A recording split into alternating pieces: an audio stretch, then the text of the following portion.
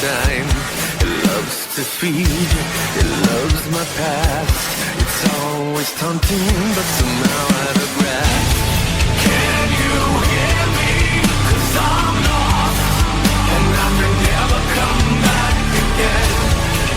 And while my heart keeps holding on, I know I'll never be the same again.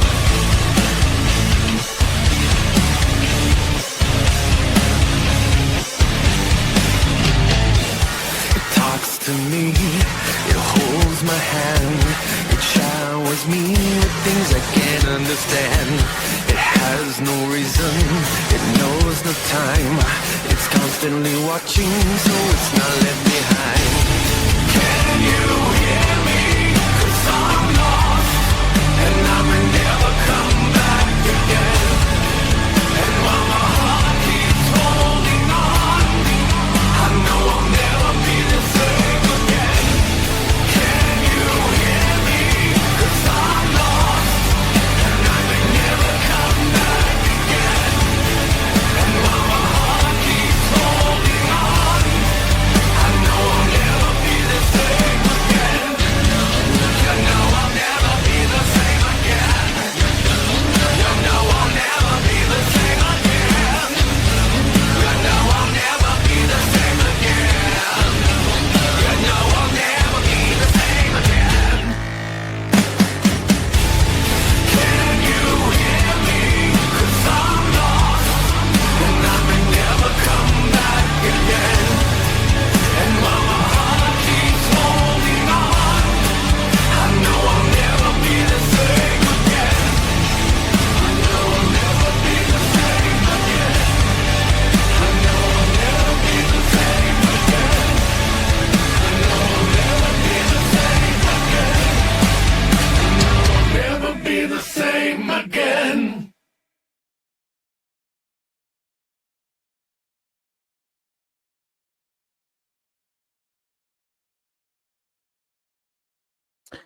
What's up, everyone? DJ Nubis here with you on Meltdown Radio Podcast with another episode of Global Unscripted. This particular podcast series is where I go and I talk a little bit about internet drama, politics, social issues, just things that pop up that I feel like that I want to kind of like react to and talk a little bit about. And have a couple of videos today that I want to talk about. One, of course, is I'll be reacting to Asmongold, who is currently in a bit of a verbal warfare with Hasan Piker, a big time political streamer who occasionally gets onto mainstream news sources and stuff like that. But we're going to kind of dive into like Twitch and how it plays a factor in both how punishments like bans work against Asmon as they do when they work against Hasan. So, and I think that's the biggest thing that a lot of people don't understand about this situation is it's not really so much what these people are saying respectively. It's about how Twitch is handling their own punishments or their terms of service and how they apply those bans and whether or not they're actually being consistent with that. And that's one thing a lot of people on X are noticing about this situation. So it's why these whole things kind of like blow up. These internet dramas blow up into big things because of how this shit handles. And we'll talk a little bit about that. And then later I'm going to do a reaction with the video where, apparently women are kind of upset about the lack of attention that men are giving them. And one thing that I've noticed, whether it's on X or on YouTube or whatever, is, the modern man is kind of getting fed up a little bit with the modern woman. And then by that, I mean, it's okay for women to want careers and to be, independent and do their own thing. But at the same time, when it comes to the nuclear traditional families or the setup, it's really frowned upon by a lot of feminists and, left-leaning people because they think that that's too archaic and, it shouldn't be the goal in their mind. They should be able to just kind of go do their own thing and do whatever they want and when they want, which, you have the freedom to do that. But at the same time is when men stop, simping or hanging around or trying to please women in that regard, and they kind of go do their own thing. Men have now found their own hobbies. They're finding their own independence, and they can take care of themselves. So, in that respect, when they're done playing the game that women are trying to give them, so I'm gonna react to a video where it talks a little bit about why women are like losing their shit over this. You know, that men are just no longer playing the game, as they say. But let's jump into the Asmongold video where he's addressing Hasan. Now, it should be noted, since Hasan got banned for a day, I said that was going to be it. Most people knew he only get banned for a day before coming back. And the backstory there is the owner of Twitch is very friendly with Hasan. Like, they are good friends, and they seem to look out for Hasan a lot as opposed to other streamers. So Tectone, who used to be part of OTK with Asmongold at one point, called some girl streamer some names that, you know, like fat or whatever, because she is kind of overweight. But he gets banned for 2 weeks for that. But then Hasan, who will go and say that, you know, America deserved 9/11 or that he supports terrorism, you know, it's a problem where, like, Hasan's breaking the TOS and he's getting away with it more than anybody else is for like much smaller crimes, if you want to call it that. But let's get into this, because I know the war of words between Hasan and Asman, which I can appreciate Asmongold because he actually enjoys the drama in the sense that he laughs at Hasan, because Hasan loses his shit about Asmongold right now. Hasan used to be the top streamer in politics on Twitch. But since then, over the past year or so, Asman has taken over, and Asman's not really even a straight political streamer. He talks about, like me, he just talks about anything, any given day, games, some politics, and then just like random shit. So the fact that people are, and I told Neko this the other day, that I remembered a while back when Asman had a foobar when he made some mention about Palestine and, you know, the genocides and stuff like that that's going on over there. He wasn't wrong in the way that he approached it. He was just wrong in how he worded it. Like, everybody knew that he didn't mean every single Palestinian was a terrorist or deserved like death. But the way that he worded it that day, it got him in trouble. So he apologized, took his to the 4-week ban, whatever it was, and came back. But again, Hasan does similar things and he says some pretty shady shit, and he only gets like maybe a day or a few hours worth of a ban before he comes back. But, you know, this has led to, but when Asman did that, you know, people were trying to cancel him. They were like, yeah, see, we know Asman, he's a piece of shit, he's a roach king, you know. And so they were trying to do this. And at the time, I remember talking to Neko, I said, when that happened, he had 2.99 subscribers on YouTube. As of today, he has 3.66. So whatever cancellation process that people were trying to do on Asman, it failed miserably. It only made him stronger. And I totally support this guy because he's a no bullshitter, man. Like, and he doesn't pick sides. He just decides, like, okay, if Trump is doing some shitty shit, he's going to call it out. If people on the left are doing dumbass shit, he's going to call that out. That's how I've always seen myself in terms of how I looked at politics and social issues, is like, it's not just black and white. There is a lot of gray area, and both sides have their problems. And right now, really, in a lot of sense, the left has bigger problems because the things that they try to focus on when it comes to politics or trying to get a new, you know, person in the Oval Office is that they're kind of going about it the wrong way.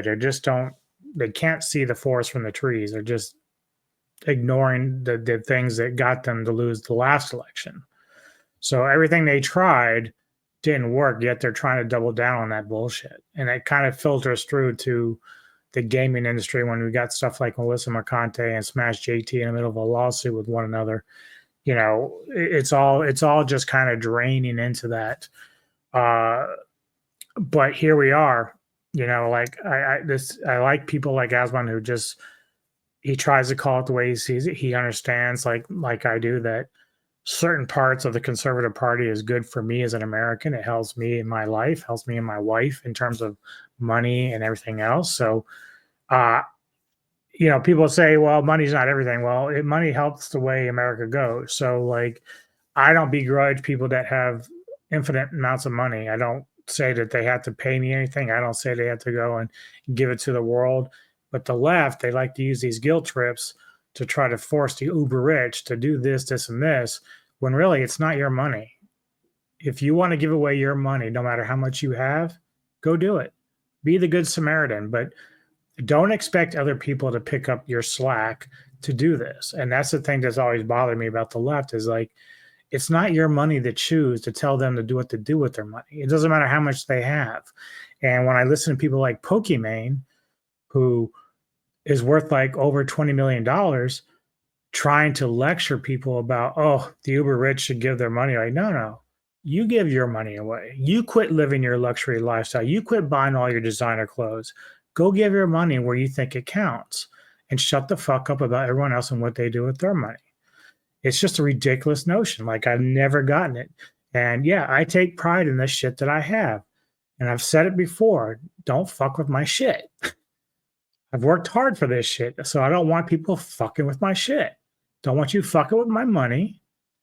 And even though I'm not uber rich, but I like my shit. And if you want your own shit, go work for it.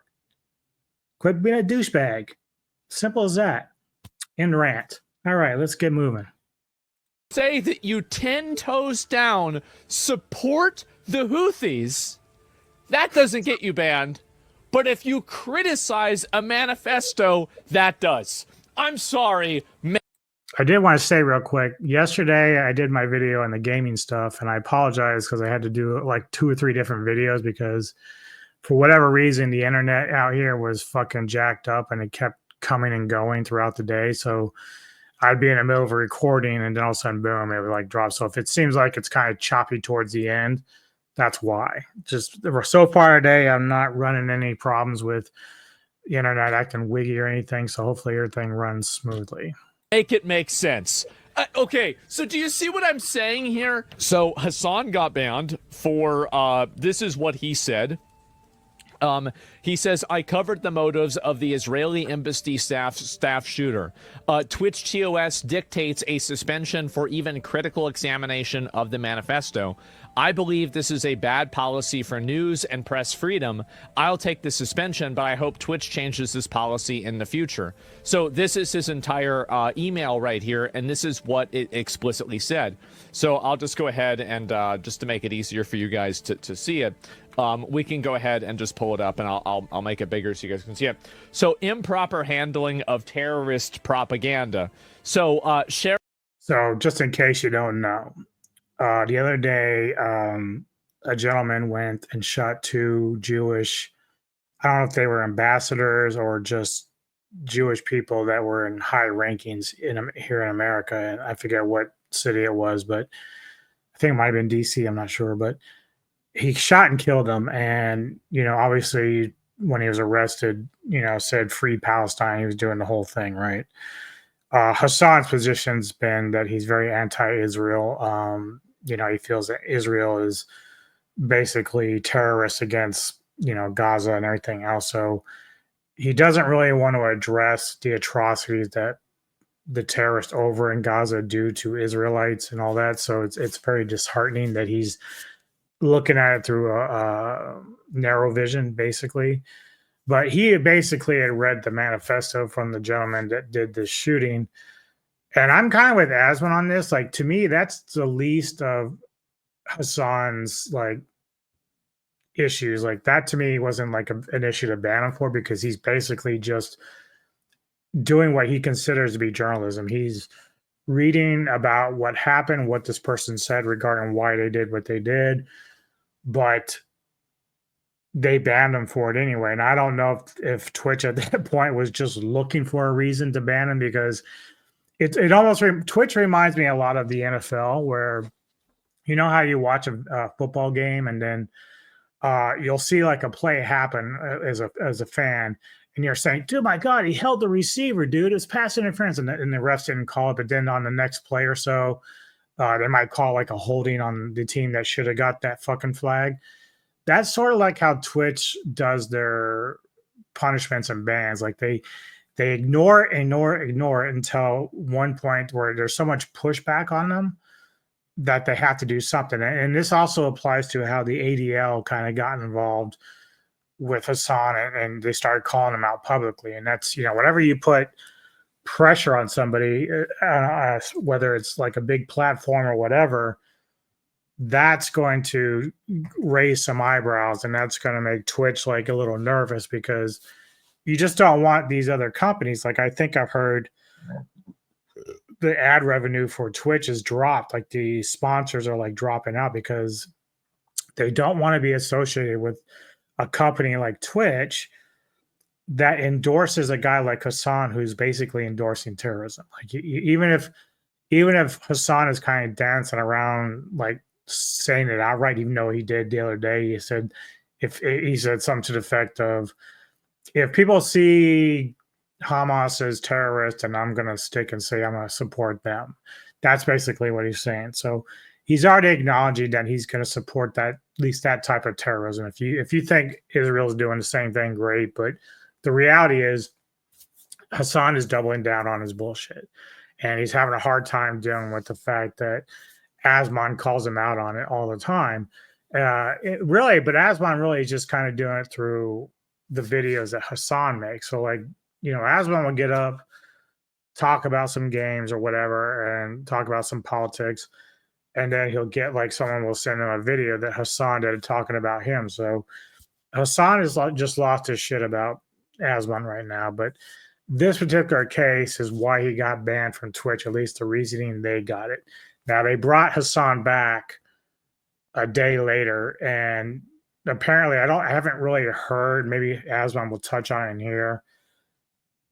Twitch has apparently updated their terms of service, and I have a feeling they did it so they can accommodate the type of streaming that Hasan is doing, so that they don't have to worry about saying that, oh, well, he's endorsing terrorists. I have a feeling they're going to try to make it to where he can say whatever he wants without any punishment, because they do love them some Hasan.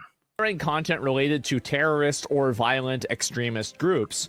Examples of violative conduct include, but they're not limited to, showing a violent extremist manifesto on stream while denouncing it.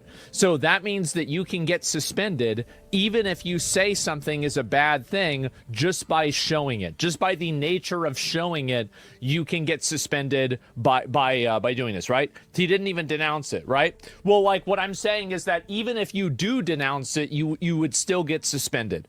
I'm going to be honest. I think that's stupid. I do. I think you should be able to look at stuff and say that it's bad. Agreed. And that's what I was just saying. Like, if you're reading something that's already out in the public sphere, so that manifesto, I'm pretty sure, showed up on mainstream media somewhere, because that's probably where Hasan got it to begin with.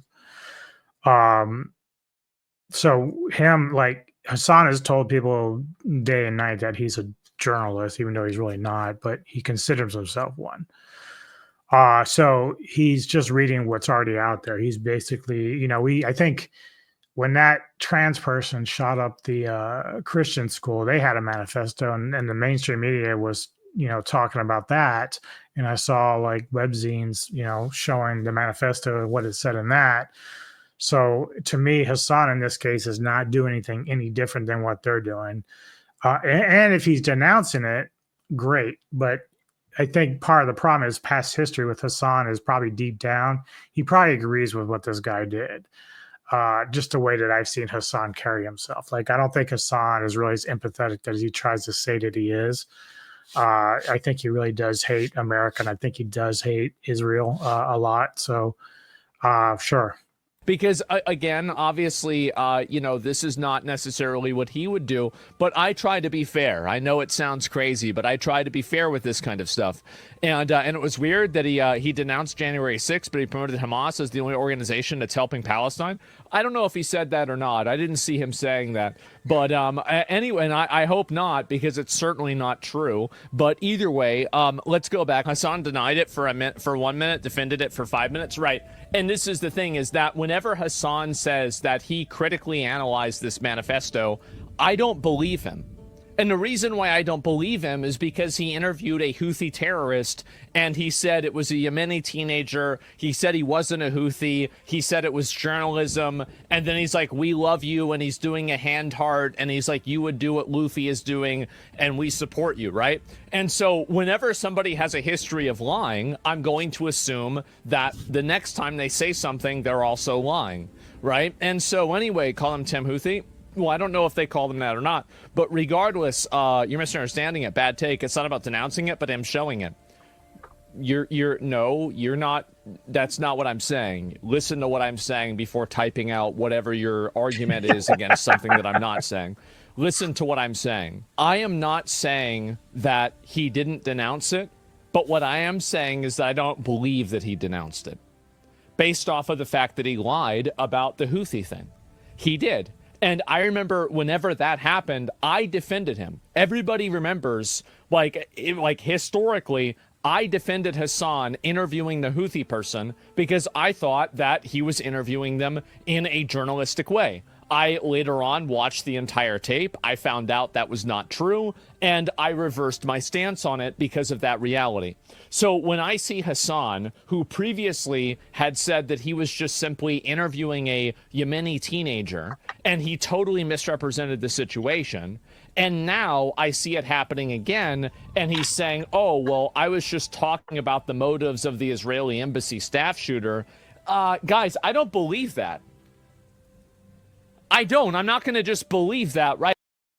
And that's, yeah. And see, I'm on the same wavelength that he is, because Hasan is very good at stating one thing, but then doing something else and disproving or contradicting himself in a big way. He does this a lot on his streams. And, the problem is that I have with Hasan is that if you really want to be a journalist, then act like one. You have to come from an objective standpoint. So if all you're doing is, Israel bad this, Israel bad that, America bad this, or America bad that, and you're not addressing the problems that Palestinians and Gaza and the Hamas and all that, if you're not addressing those issues over there, then you can't be taken seriously. You can't be.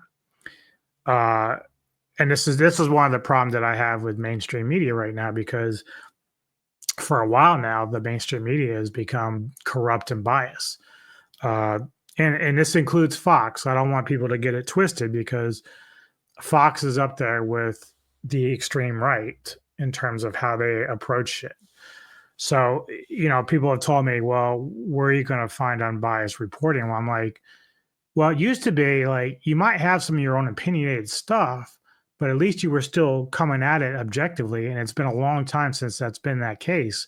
It's even before Trump got elected the first time, I still saw problems with the media, the mainstream media. It was still very corrupt because it wants to push certain agendas.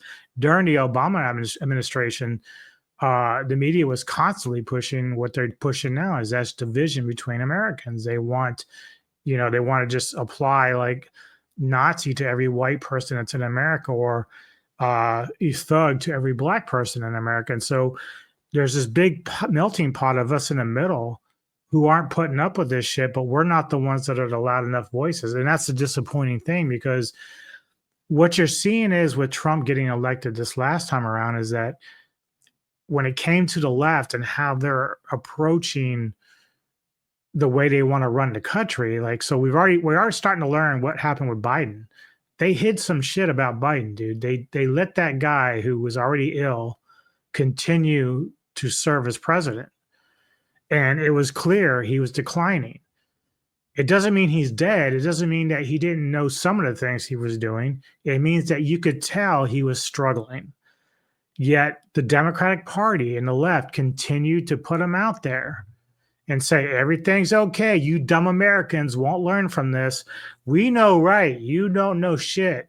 And so now it's all becoming uncovered, right? And this is the problem that Americans have with the left right now. Even if we don't like Trump, even if we don't like the extreme right, the religious right, or whatever, the reality is they seem sane compared to what's going on the left. And Hasan is like a branch of that. He's like one of the heads of Hydra over there that's becoming a part of the problem for the left. Even other people on the left who want to come back to center are saying that Hasan is a bad representative for them. Even if they care about Gaza and everything else, they don't want guys like Hasan leading that charge because they are fucking terrible people. Like Hassan's a terrible person. Even his little minions, Denims and fucking Frogan, they play off his coattail and they're doing the same shit. They do the same fucking shit. Fucking Frogan, what was she was like saying that American soldiers deserve PTSD. I mean, dude, you fucking had to be an idiot to say shit like that. And so even if you feel that way deep down, saying that shit out in the open when people are trying to align with you is wrong. It's bad. And most of the most common sense people that are on the left aren't going to align with you. That's why Hasan's ratings are dropping. He can't keep his audience because they're like, dude, you're a fucking nutcase. You're fucking insane. And so Hasan can sit in his little mansion all day long and say, well, I don't care. I'm getting money. I'm grifting, baby. I'm grifting. So I don't think for a minute that Hasan really cares about anything over there. He pretends he does. All he cares about is money, dude. All he cares about is fucking money. Because otherwise he would be doing more. He doesn't do anything. He just sit and talk shit, and he doesn't even know how to. He even called himself an idiot. He calls himself an idiot. So he says he even knows he doesn't know shit. And then he's going to sit there and try to lecture Asman about not knowing anything. It's like, are you fucking mental? Right off the bat. Am I crazy for thinking this? I'm not going to immediately believe this is what's happening. Yeah, how many points on the graph? Yeah, exactly. And so, like, no. And I'm not saying that he's lying either, but I'm not going to assume that he's telling the truth. This is like a conspiracy thing, right? But Hasan, if he takes days off, it's often on Sundays. So he basically, which was a day that he got so banned. Let me get this straight. So he gets a suspension on his day that he was going to take off. And and now he's going to come back. This gets a lot more people talking about him. And see, that's something that's really sucky because, again, the idea of banning someone is so that they lose income. Like, that's the penalty, right? You lose a day, or in the case of Tectone, or as when you lose a couple weeks, or even when Frogan finally did get banned in Denims, I think it was like for a month, which is really kind of funny that those two got a month ban, even though what they did was wrong. They say what they were doing was not wrong, but what they did was wrong.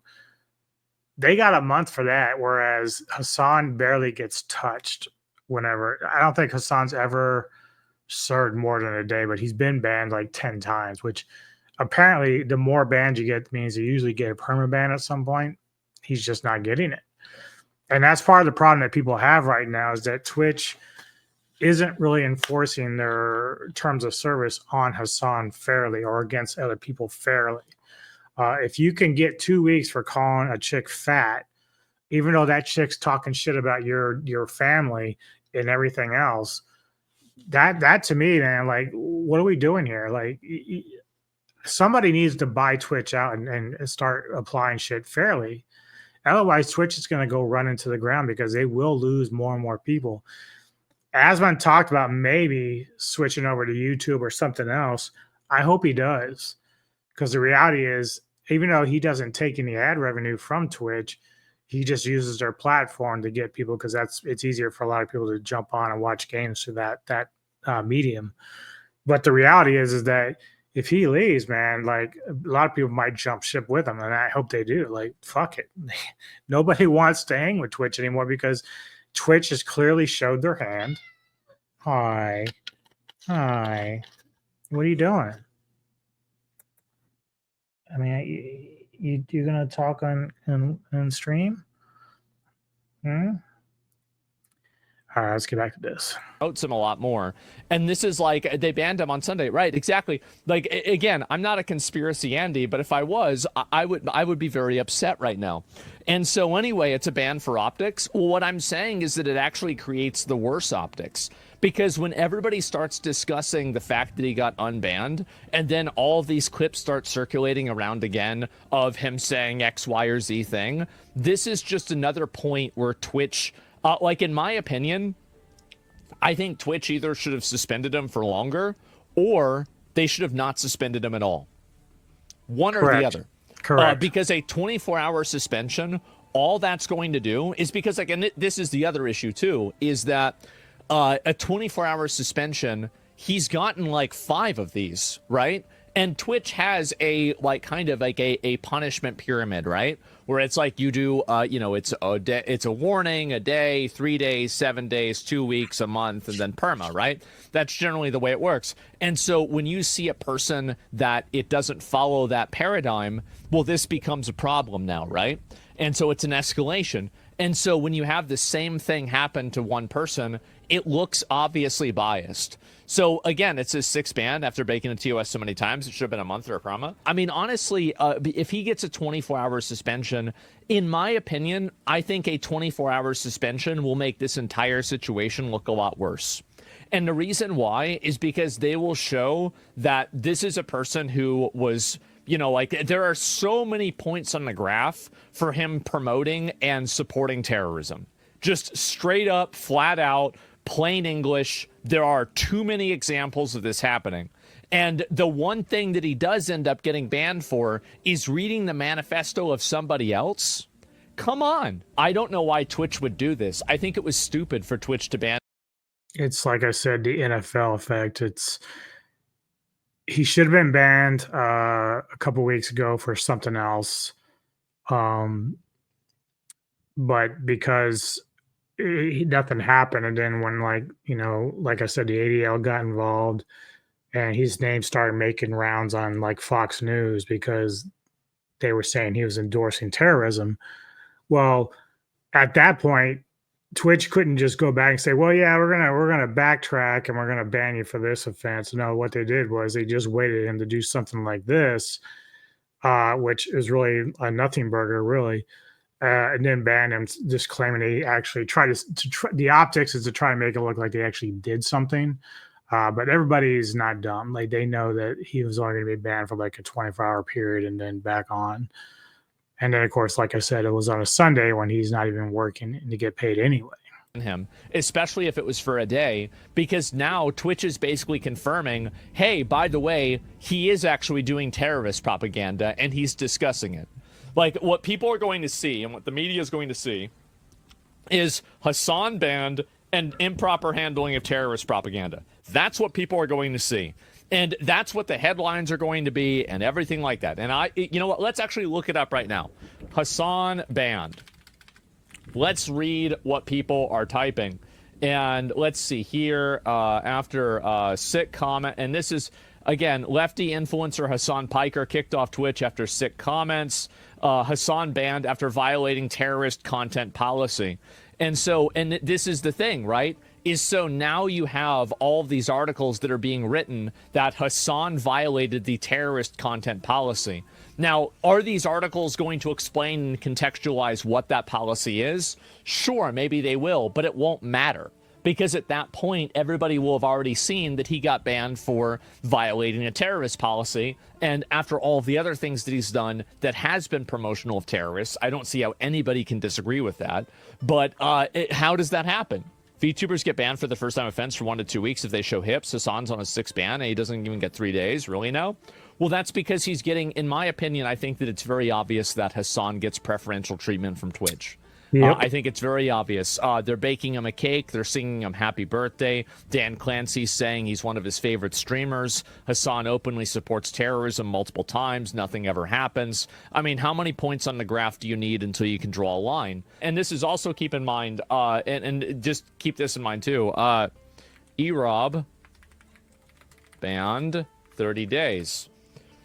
So Erob got banned for 30. And that's not even counting the other streamers that we've seen that align with Hasan, who continually push for violence against other streamers and people, and nothing happens. What is it, Mike from PA or whatever his name is? The dude openly calls for violence which is a grand big no-no on TOS for Twitch, and they still allow the guy to stream.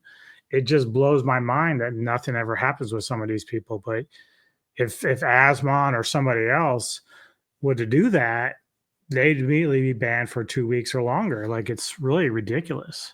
Days, and this was from yesterday. My ban is for 30 days. So Erob was banned for 30 days, and they blast Twitch over Erob's ban because he said that he was going to threaten to beat up a viewer at TwitchCon. Now, by the way, he didn't even do that. He just said, if I meet you, I'm going to beat you up or something like that, or I would beat your ass if I met you in real life. That's literally it. That's all he said, and he got a 30-day suspension.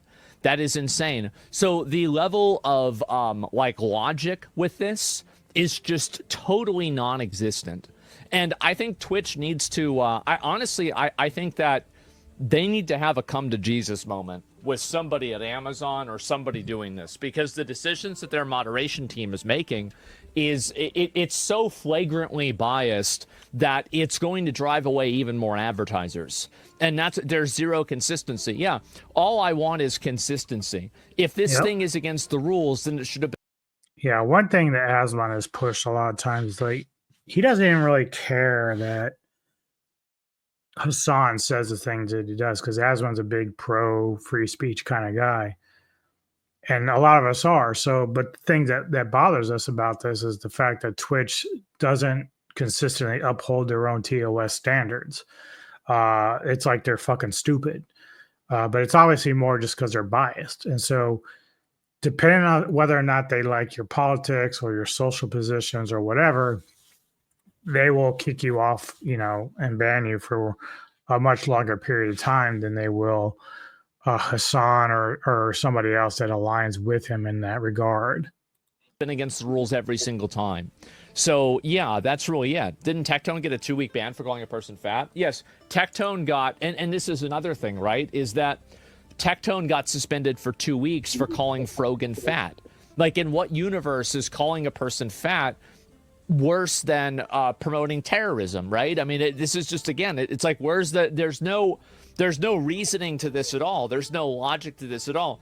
And also, by the way, I don't even support calling her fat. Like, I don't know. I mean, as far as I know, I think Frogan's lost weight recently. Good for her. Like, I don't have anything negative to say about her body. I try not to do that, even if people do that to me. But the fact is that, Well, my personal opinion is, like, look, I've seen people like Tubbytron, Frogan, Denims, whoever, they mock people's looks all the time, especially with Tectone. So Tectone, his dad apparently got charged or something, or allegedly sexually assaulted somebody, and his dad suffers from PTSD. I don't know if it's any relation to that at all or not, but the reality is Frogan and them waste no time in talking shit about Tectone's family, and even Tectone, who apparently has some rapist allegations hanging over his head with his ex-wife, I think. I don't know if that's the woman or not, but I can only assume, because I know he was recently divorced, I think. But those things, like, it's okay for Frogan and them to start saying that shit, right? Like, without Tectone ever being charged or in a courtroom or even found guilty of anything, it's okay to defame him in that manner, according to Twitch. But God forbid you call Frogan a fat bitch, because she is fat, and that's facts. God forbid you do that and you get like 2 weeks banned. Like, that's really just crazy to me. Like, I don't understand the logic there. People call Asmon names all the time. Now, Asmon don't care, and it's right. Like, I don't care if people call me names. I don't care about that shit. Like, fuck it. I can control who I want to read comments from, or whether or not I want to engage with the trolling. Like, that's reality. That's just how it is online. So, like, looking at Alyssa Mercante and all the shit that she's trying to play victim about when she's out there cyberbullying everybody just tells me that she doesn't know how to play the game. She thinks she does, but she doesn't. She thinks she can hang with this group of people on the internet and talk all the shit that she wants, call people names, dox people, stalk people's wives or whatever. And then the minute that people push back, oh, I'm a victim. No, get the police. No, ban these people. I'm the victim. You know how it goes. And a lot of these women in these circles do this. Rogan, Denims, Tubbytron, all of them. Like, they all behave in this manner where they're constantly attacking people online and picking fights. And then when you push back and give them the business back, they can't handle it. And they just start pulling the victim card. And it's like, nobody believes your shit, man. No one believes your shit. You're an idiot. There is an inversion of logic that makes no sense to, I think, a reasonable person. And this is what I said, right?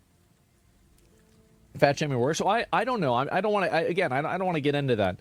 And anyway, so this is what I said about it. I said 24-hour suspensions serve no purpose and act more often as a reward than punishment through the extra attention they create. Why ban for critiquing a terrorist manifesto, but not for endorsement? Is endorsing terrorism against the terms of service, but promoting terrorism isn't? Make it make sense. That's it. And zero purpose sound. Exactly. Yeah, there's no logic in this. There's no reasoning in this at all. Your Twitch would be shut down because of it. Well, I don't know about me, right? I'm just saying in general. And banning him for 30 days without vetting what the user said to him is insane. No, I don't think so. I think making a threat that you're going to hit somebody and beat somebody up should require immediate action with no, there should not be. I unironically believe in a zero tolerance policy for that, unless you're referring to it in self-defense. I do, and the reason why, and also, even if you disagree with me on this morally or ethically, it's really for a legal reason, right? Like, we can all agree, like, you can't have that, like, where people are saying this stuff, and, like, especially if it's, like, a person that's, like,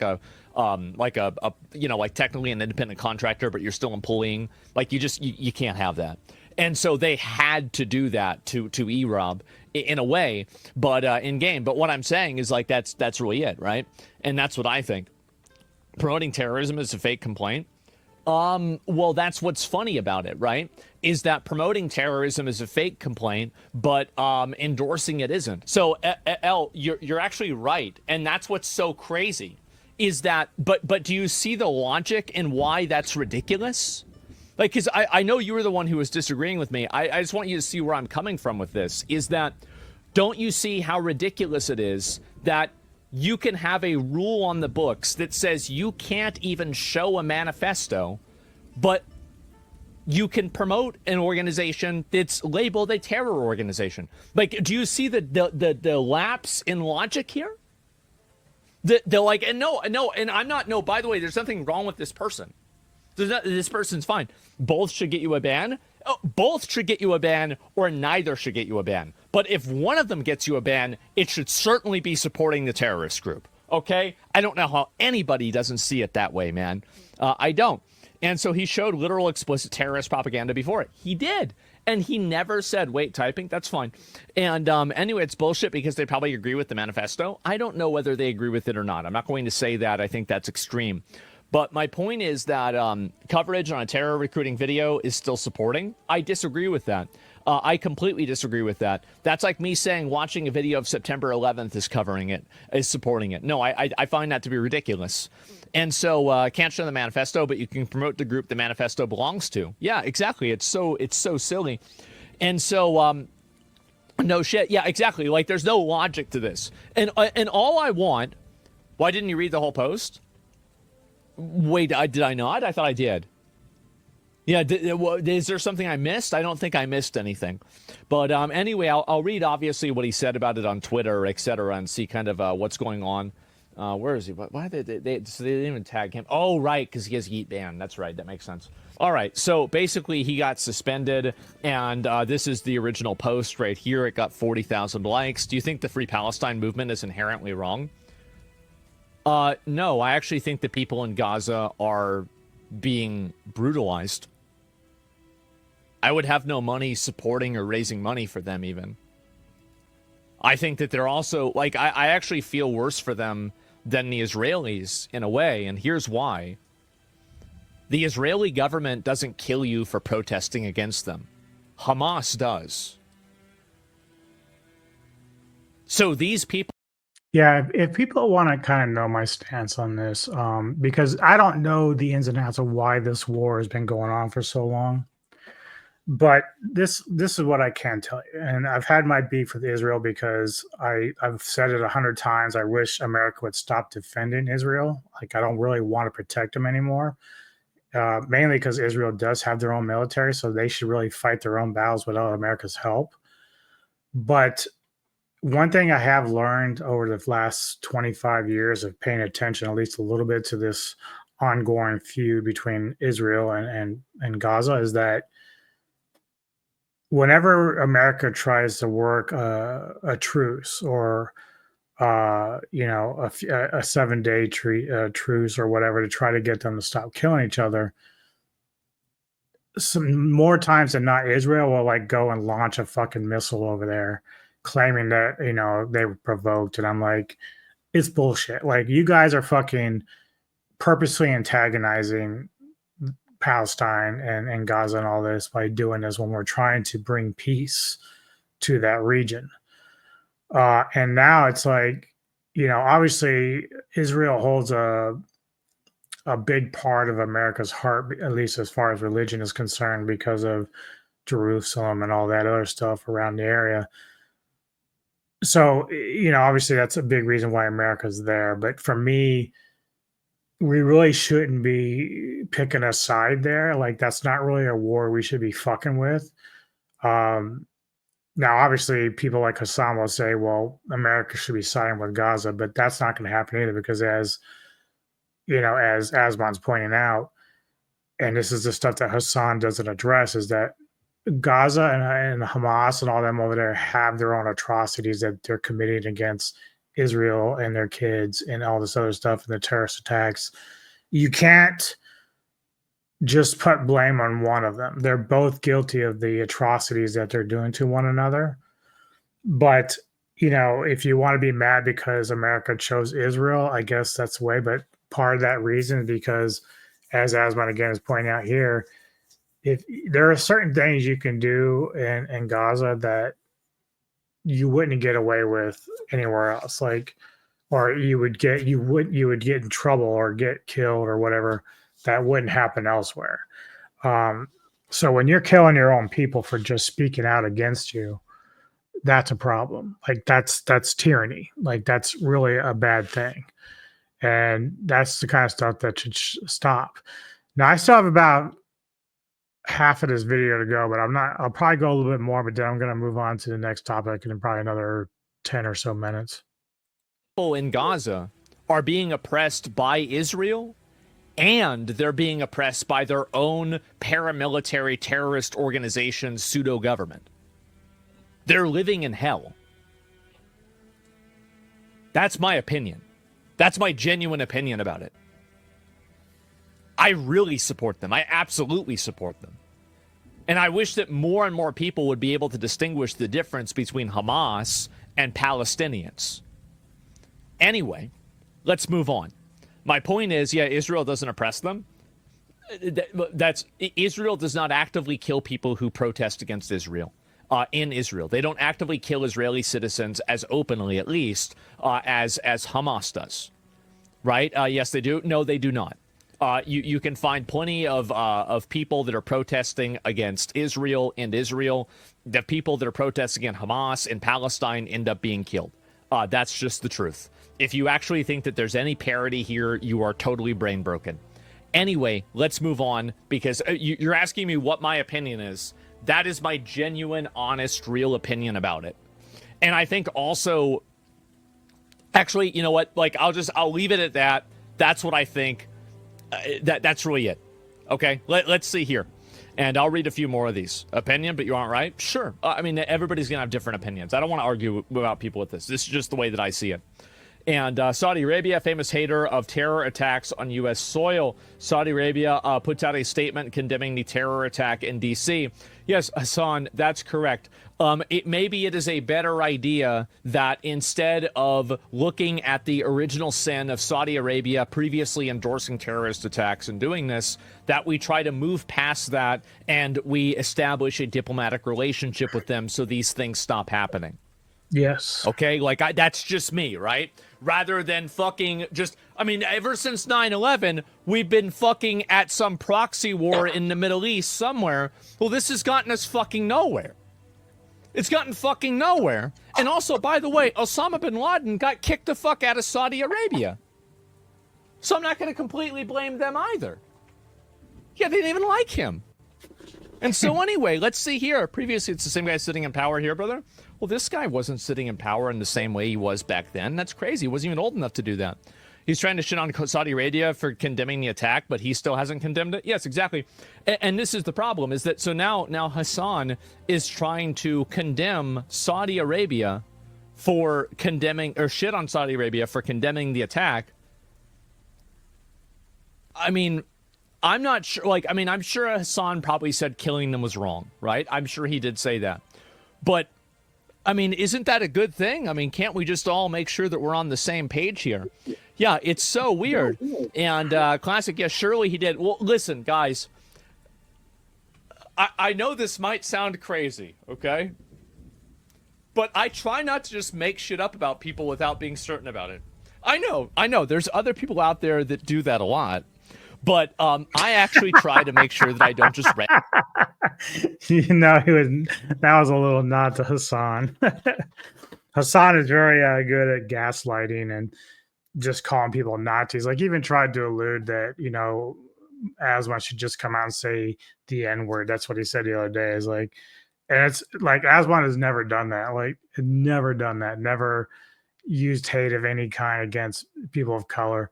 Yeah, Hasan will try to gaslight him all the time and say, just do it, brother. Just, even though Hasan is the one that's really the most racist motherfucker on the platform, just by his own actions, Aswan isn't even in that class. Like, it just cracks me up that Hasan does a lot of that gaslighting, but it's hilarious. But yeah, Hasan will make up a lot of shit that is based in no reality. And then we make shit up about people. And so I wouldn't say that myself until I was sure of it. So, yeah.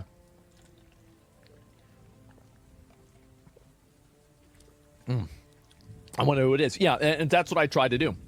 You spent 35 minutes and are still speculating, though? Of course I'm speculating. Every blue check power farmer is an Israel dick rider on this website. Everybody... See, and that's the problem that I have with Hasan, is that he's entitled to his opinion, but the reality is that he can't claim to be objective about anything. And as a journalist, if you're considering yourself a journalist, you should be objective, because you need to look at everything, every piece of evidence, every piece of research, every piece of point of view. He can't do that. He just won't do that. And so he's not somebody you can trust with any kind of real integrity in terms of how he's bringing his information forward, because it's all coming from a place of hate. He hates America. He hates Israel. And all he does is just criticize them without showing any accountability for what's going on with the terrorists in Gaza. And it's a shame. But you kind of get the point here, is that, you know, Twitch, you know, they're going to find out the hard way, like many things, that you keep fucking around, and people are eventually just going to leave because they can't trust you to even follow your own rules that you put in place. And even though Twitch has never come out and said that they favor Hasan, it's so clearly evident that they do. Even Hasan, I bet you every direct message that he has between Hasan and Twitch is just them like giving each other hand jobs and everything else. Like, it's got to be sickening how much they glaze each other behind the scenes. But I honestly hope for the downfall of Hasan one day, where he just gets arrested. He already got arrested once, but it was for like a random shit. I can't remember what it was, but he was like lying about it. Apparently the FBI had to come out and tell him that no, he wasn't being mistreated or anything like that. But Hasan, of course, took the opportunity to make shit up again about why he was detained, et cetera, et cetera. But the thing that gets me is that I can't wait for the day when he actually falls and people stop buying into his bullshit, because people are just so fucking stupid that follow him, man. I cannot get over the idiocy that people are when they listen to this guy mouth shit, because he contradicts himself and lies like all the fucking time. Anyway, let's go and check out the next video again.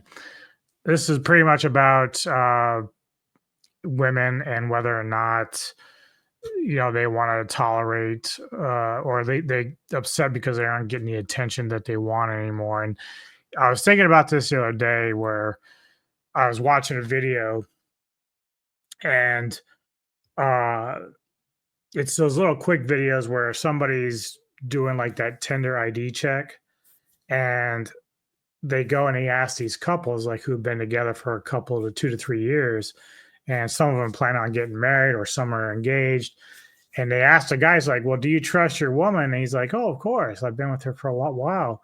He says, well, we have this thing where we can take a facial scan, run it through, and then like find if whether or not they have any apps on Tinder, like any profiles. And most of the time the women are like, well, I don't want to do that. And a lot of times like they'll say, well, it's just because we trust each other. I'm like, well, if you trust, there's nothing there, then there's nothing there, right? Like when it comes to Neko and I asked her the other day, I was like, can I see your phone? She's like, she just handed us, like, I was like, okay, we're good. Like that's trust, that's loyalty, that's marriage, that's love. When you have to hide things, that's a problem. And anybody who tries to tell you differently, don't waste time with them. Doesn't matter if it's a man or girl. If they're hiding shit and they won't show you, kick them to the curb, because they are hiding shit, period. But this is about where women, career-minded, they're like the ones that keep saying they don't need no man. Well, when men stop paying you attention and stop simping, they get upset and they're being enraged about it. A woman's money. We don't care about woman's competence. We don't care about woman's height. We don't care about all the things that you care about in a man. Attraction isn't symmetrical, it's asymmetrical. You became the man that you want, so all these other guys that you're meeting, they don't qualify for you. But the only guy that did meet your standards, guess what? You didn't qualify for him. I'm looking at you and I'm saying, you know what? You could hit the gym. Just to lose weight. I don't want a man who's only going to judge me based on my size. We don't want a woman that's only going to base us based off our height. I'm 6'4".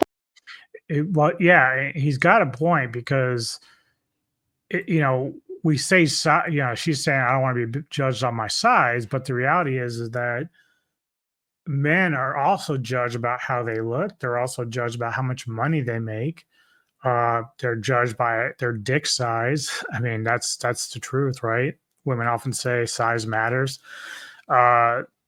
So there's a lot of things that are going on with this where women have these high expectations. I remember one where this overweight woman was talking about, well, I want a man who's fit and he's in the gym and he's looking dope, but she's a slob of ass. Like, I'm like, well, what if he wants a hot, tight body on his girl? Like, your expectations for what you want aren't what he's necessarily going to want out of you. There might be some men that like some thicker women, but the reality is, like, most men want a fit woman. They want the little petite, hard, hot-looking chick. So, the women's trying to like give expectations for what they want on men. But if men do it, it's like, oh, that's sexist, or whatever. Try an excuse they make for it. Or he's 5'8", but you said that he's disqualified because he's 5'8". I didn't judge his character. But you judge his height and he doesn't qualify for you. The same way he doesn't qualify for you, with your figure, a lot of guys you won't qualify for. Give me a second.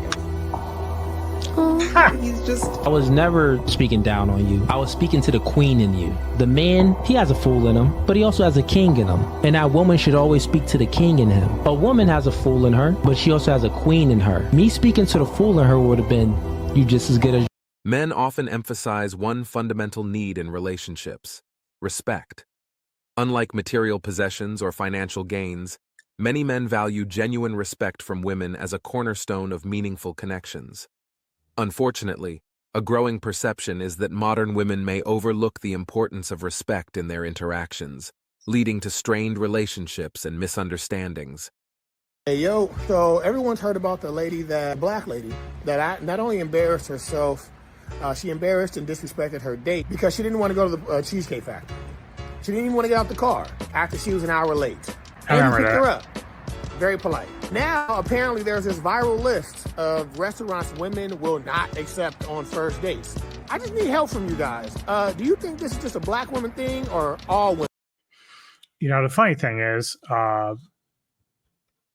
one of the first dates that Neko and I went on, and it was at a time that I did not have a lot of money, and I still don't make as much as she does.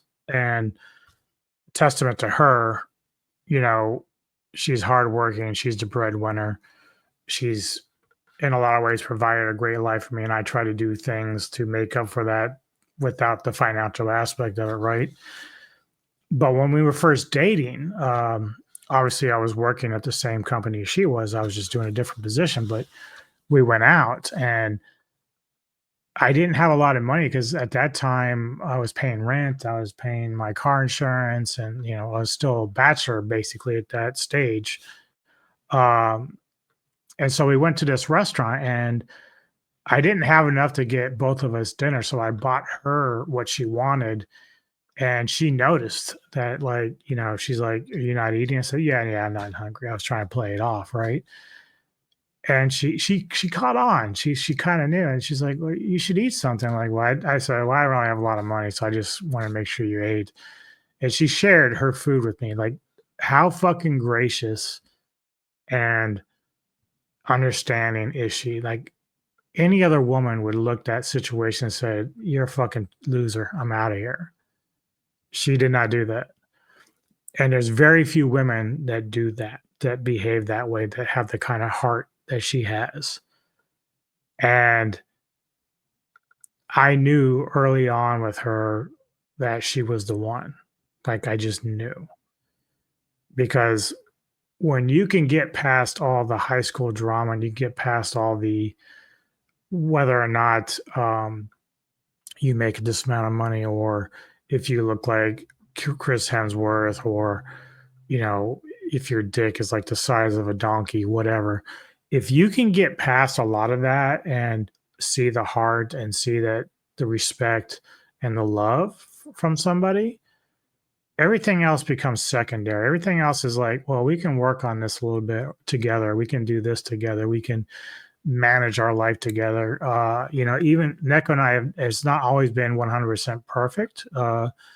We have disagreements here and there. There have been times that we struggled together. There's times when I was dealing with my depression and my weight and my ADHD, and she's been there supportive 100%. And she's had issues with herself, with whether body stuff in terms of like health, or her mom, or even she went through some mental crisis for a little while there that I was supporting with. So that's part of what love is. That's part of what being a team is. And that's part of what marriage is. And so you have to work at it.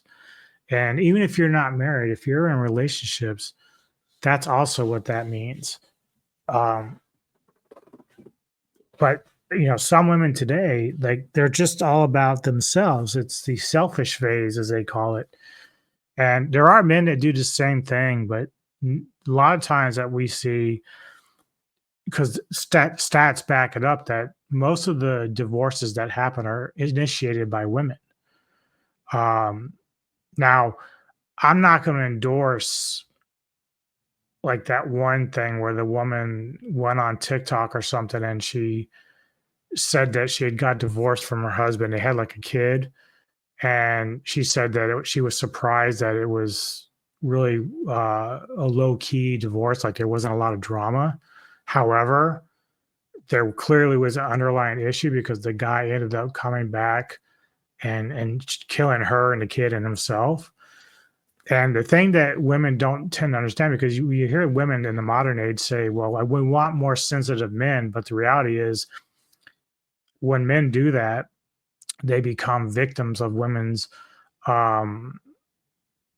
manifestations of tenacity and meanness. So like, women don't, like, a lot of women you hear today don't want weak men. They don't. They might say they want sensitive men, but the reality is you get kind of both. And if men don't like open up to you, they keep a lot of shit in. So like that divorce with that guy, even though him killing everybody was not the right call, a part of me understands like his pain because he probably loved her more than anything in the world. Probably thought that he'd have her the rest of their life with their boy. And when she got divorced, like it broke him. It broke him. And I don't know if there was like an affair or anything that was attached to that, because maybe there was, I don't know, or just maybe she just fell out of love, which I've never understood that too much unless you have somebody that's super toxic or violent towards you. Like that I can see where somebody would fall out of love with somebody. But you know, that case kind of looked like a little bit to me like maybe it just came out of the blue, because the way that he handled it kind of made me think that he didn't see it coming. And again, what he did is the final motive or final action was not right. Like you don't kill people for that. He could have moved on and could have rebuilt his life a little bit, but there is a part of me that understands like the heartbreaking mentality of how angry he was deep down to do that action. And unfortunately, like part of me says I would have respected him a little more if he had done just himself, because like he just fell into a dark place and took his own life. But him doing that with her and the kid, just I'll never understand that part of the process when shit like that goes down.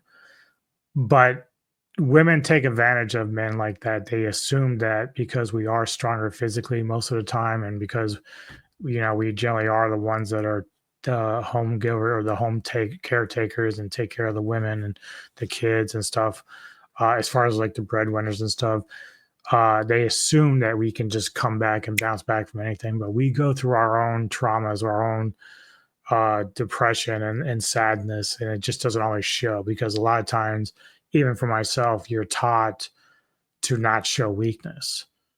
Now my wife has seen me vulnerable at times, and that's okay because I am with her and that's something that we do share.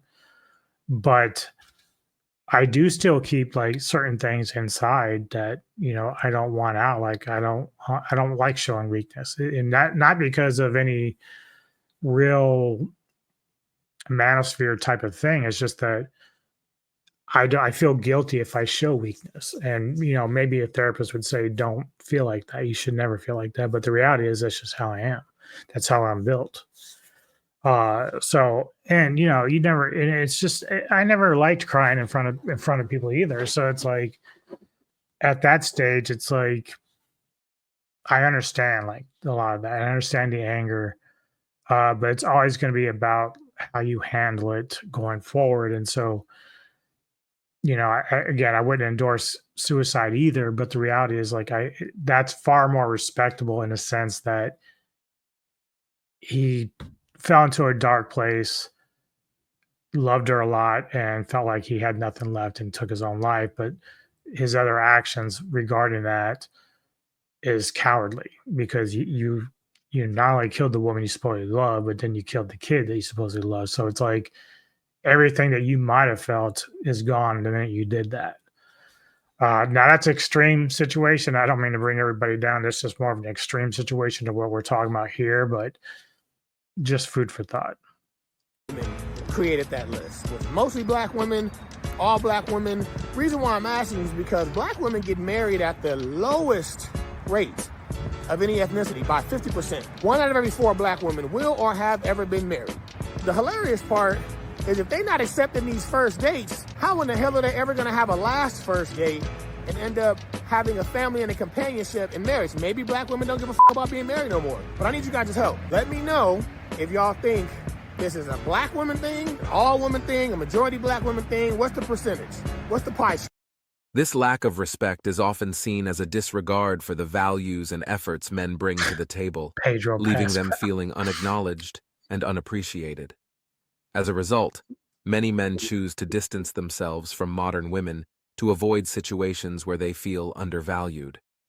Ironically, this decision to step back is frequently met with criticism, as it challenges the expectations and norms of modern relationships.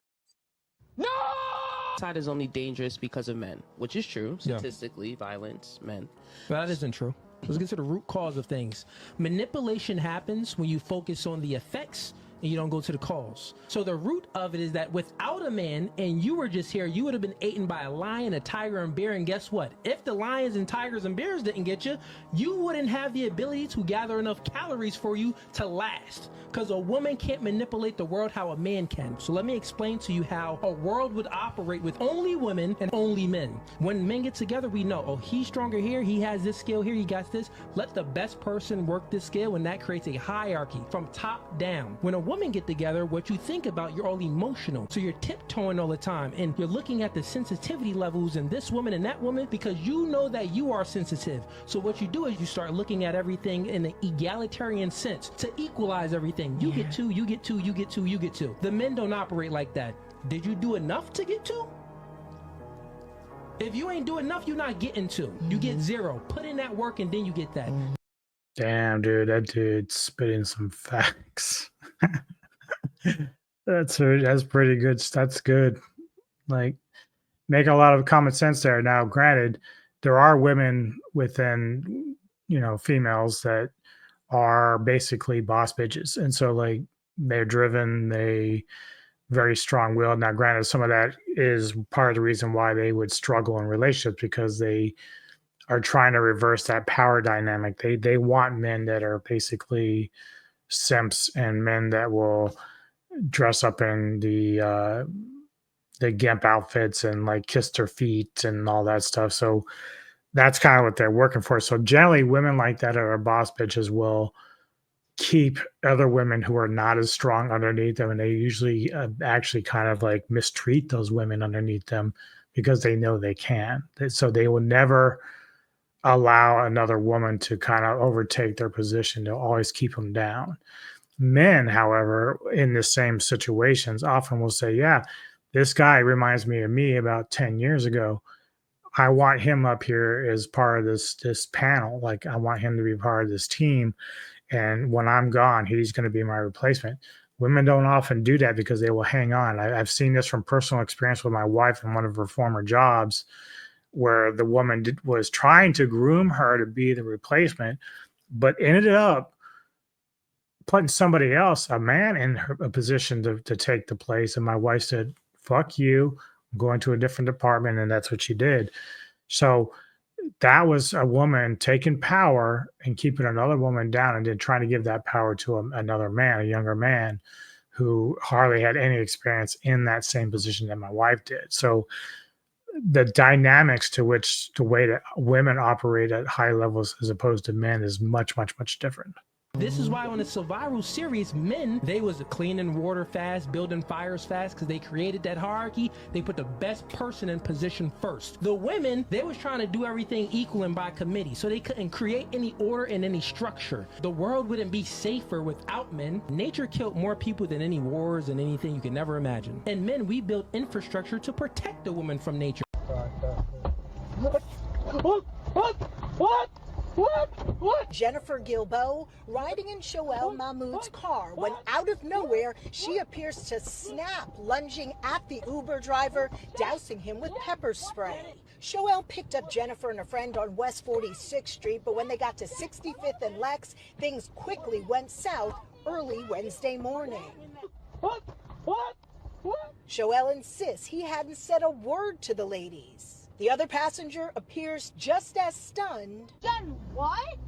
Repeatedly asking her friend why she was doing this. Jennifer would only say, Get him out. Get him out. In the first few seconds, Shoel tells me he tried to get out, but his seatbelt was on. Police did arrest Jennifer. She's charged with assault and now has a lawyer who at this point is not commenting. Justice has been served.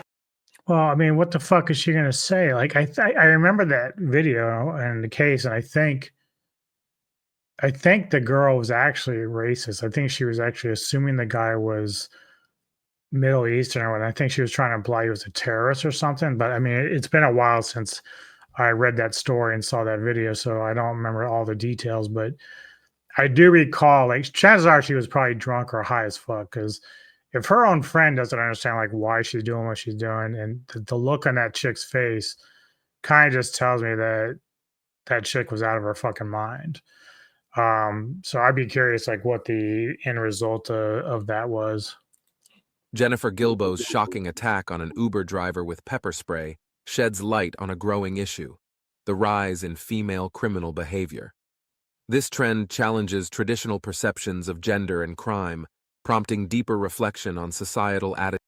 And man, let me tell you, I am a big stickler for fairness when it comes to domestic violence. This is why the whole Johnny Depp Amber Heard thing was huge, because it told the world that women can be domestic abusers, and the evidence was there. Heard was a manipulator. She was somebody that oftentimes gaslit Johnny Depp to try to lash out, even though he never actually hit her physically, that we could see through the evidence. He said a lot of mean things. He punched a hole in the fucking cabinet or threw glasses, but he never actually put his hands on it that we ever got through any kind of evidence. So that right there tells you that she was definitely, even when she was setting up the camera, she was constantly trying to get the guy to do something physical with her and never did. That's why she got sued for defamation, because she had lied about it. And she was actually with the one, she also had past history of violence with her sister as well as with a former female partner. So this stuff here, like whenever I tell people about those, I don't know what you would call them, but it's when they go and they do like staging acts out in public. So like the one was where these two actors, this man and this woman, would sit in a park and they're being filmed. And at first the woman's like yelling at the other actor and smacking him, just hitting him on the head and on the arm and calling him a cheating fuck or whatever it was. And they're doing it purposely to be loud and obnoxious because they want people to see how those people around them would react. Most of the people, when women attack men, will laugh, videotape, cheer, or just keep moving on. But when the actors switched reversed roles, and the man was the one, like, he wasn't even really hitting her. He was just yelling at her, and he was really getting up there in her face and really screaming at her. People were coming up and trying to push him off and say, hey, go walk it off, chill out, call the cops, whatever they were doing. It just shows you how society's been ingrained into how they're supposed to perceive domestic violence. And we are now just getting to a point where we're had enough with it as far as men are concerned. Like, women are doing a lot of the violence. Look at the chick in Florida who was like, I don't know, she was an OnlyFans girl or whatever, but she stabbed her boyfriend. She was constantly attacking him, yelling at him and hitting him publicly and on camera and everything else. And then finally, she just like stabbed him and then like tried to portray herself as like a victim of domestic violence when never had any kind of evidence to show to the contrary. No police reports, no marks, no nothing. But there's always these videos, these witness testimonies. The family say that the guy was never violent with her, and now he's dead. And so, like, we have to stop trying to make excuses. Like, so when the Amber Heard thing came out, I remember two fucking shitty female journalists, whom I won't name because I don't want to give them any credit because they suck ass anyway, tried to portray Amber as the imperfect victim. This is the first time I've heard this term for women who are violent against men. They said, Amber is just an imperfect victim. She fought back. Well, the problem there is, if you're going to lay out this new terminology for imperfect victim, well, we can easily say that Johnny Depp, being 9 times out of 10 drugged out of his mind or drunk because he's passing out on a chair, he can be an imperfect victim. So the terminology isn't just going to apply to a female. So if Johnny Depp in any way, by throwing a glass at a cabinet or yelling at Amber because she's hitting on him or slapping him or calling him names or begrudging him or whatever, he is now the imperfect victim. So I hated that idea that these women were trying to twist the truth that was facing them right in the face. Amber Heard was clearly an abuser. And even if we thought on any level that Depp was also one, the evidence wasn't there to support it. And a lot of people were trying to go to what he said to his lawyer in emails about burning Amber's corpse. I'm like, I'm sorry. You can say nasty things about your exes or people that you don't like. It doesn't mean that you're abusing them or physically abusing them.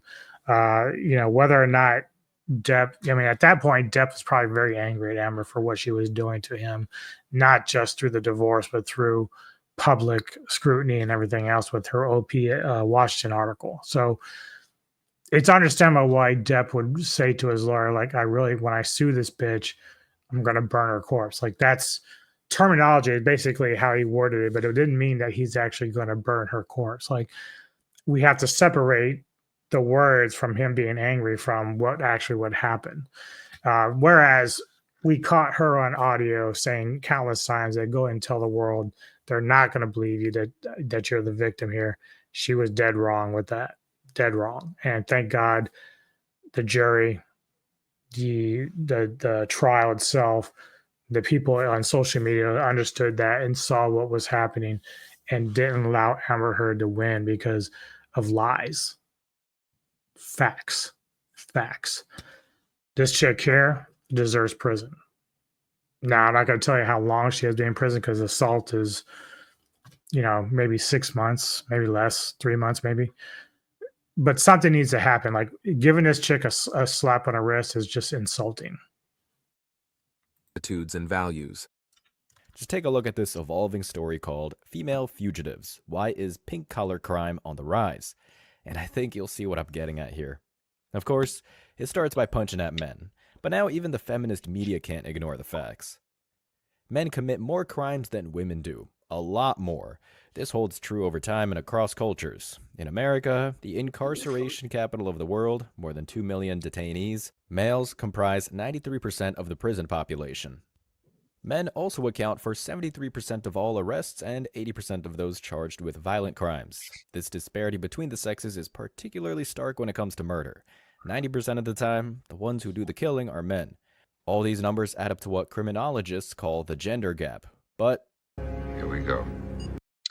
Well, one thing I'm going to point out is, and I learned this a little bit because when I was following Emma Watson closely in terms of her feminism and acting and stuff like that, because I was interested in her as an actress. So when I started kind of researching what she was doing off camera, she was really, she did He for She.